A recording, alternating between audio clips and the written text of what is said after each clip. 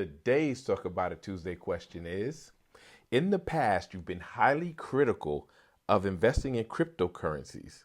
Now that the president and his family have embraced cryptocurrency, have you changed your mind on its durability as a valued asset to have in your portfolio?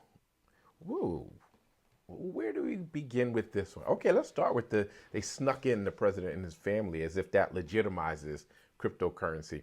They're not investing in cryptocurrency. They're selling cryptocurrency. So that doesn't legitimize it as an investment. Then let's deal with what you said as a valued asset, durable valued asset in your portfolio. So let's address the asset aspect of this because that's very important.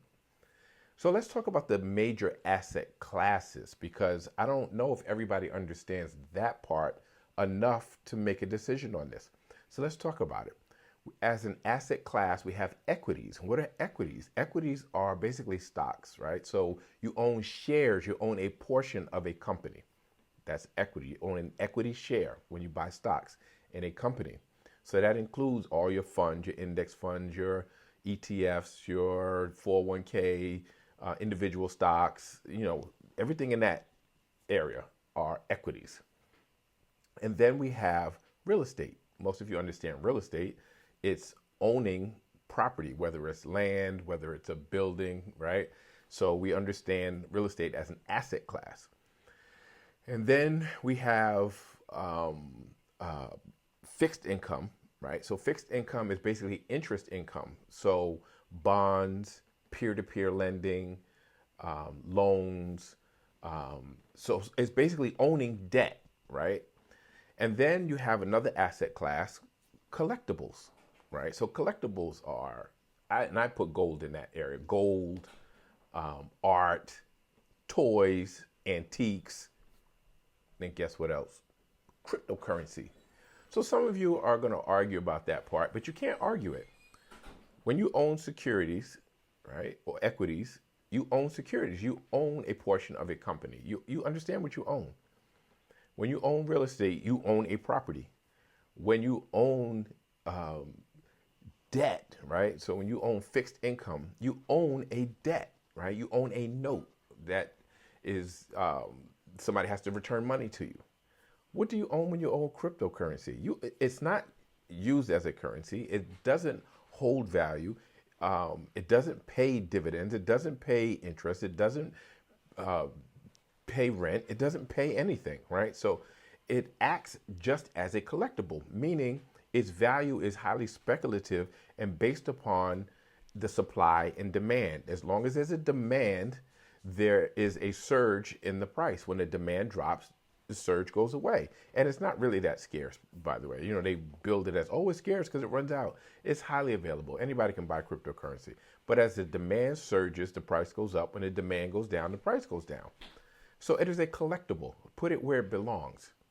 So does a collectible hold value over the long term? So let's look at other collectibles.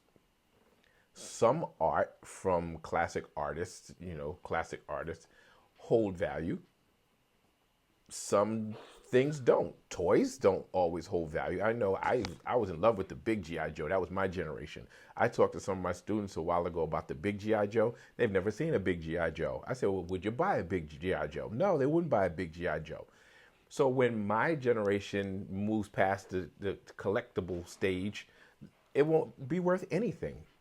Antiques, the generation before me loved antiques. They can't give antiques away anymore. So collectibles are very trendy and hold value for a certain amount of time, but tend to lose value in the long term. So that's a major problem. To me, I think it's a trend that will die. Some of you are betting that it won't die. And even if it doesn't, big deal, right? So let's talk about, I said it surges and it goes down. So there's a lot of volatility. Now, there's a difference between being a trader and an investor. I'm an investor. That means I want to buy an asset and hold it basically forever and let it build in value, equity, right? And for me, have it pay me something. Now, every investor doesn't care about being paid from the investment, but they at least want equity. They want it to grow in value. You know what kills long-term value? Volatility. And cryptocurrency is volatile. You know who likes volatility? Traders, right? Because you want it to go down sometimes, to buy it low. You want it to surge up, sell it high, buy it low, sell it high. You're not holding that asset in a portfolio. You're simply trading the trends. I'm an investor. So the question was, as an investment, it is not a good investment. One, because it's highly speculative. I doubt it'll hold value over the long term, and is extremely volatile now, and volatility is the number one thing that kills gains. So have I changed my mind? And I could go on and on and on why I don't think it's a good investment for anybody, really. But some of you are going to invest in it anyway because you're highly emotional about it. This is like asking somebody about their religion. Boy, people go crazy if they love cryptocurrency. So if you're going to do it anyway, let me tell you the best strategy. So if you're an investor, you have certain goals and you want to meet your goals. And again, anything that's speculative or volatile is not a good thing to rely on to meet your goals.